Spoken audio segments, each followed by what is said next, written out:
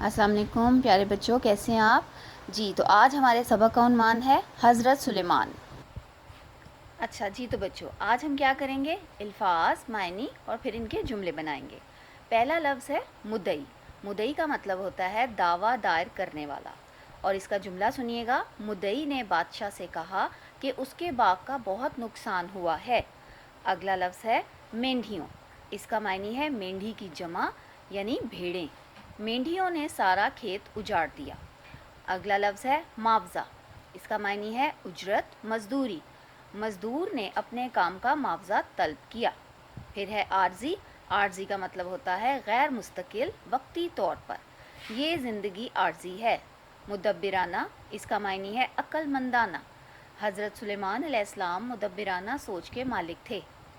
اگلا لفظ ہے غیر معمولی، اور اس کا معنی ہے انوکھا۔ علی غیر معمولی صلاحیتوں کا مالک ہے۔ پھر ہے فضائل، اور اس کا معنی ہے بڑائی، برتری۔ قرآن میں نماز کے بہت سے فضائل بیان کیے گئے ہیں۔ جی تو بچوں، آپ نے یوں کرنا ہے کہ ان الفاظ، معنی اور جملوں کو اپنی کاپی پہ لکھنا ہے اور پھر ان کو یاد کرنا ہے۔ ٹھیک ہے بچوں؟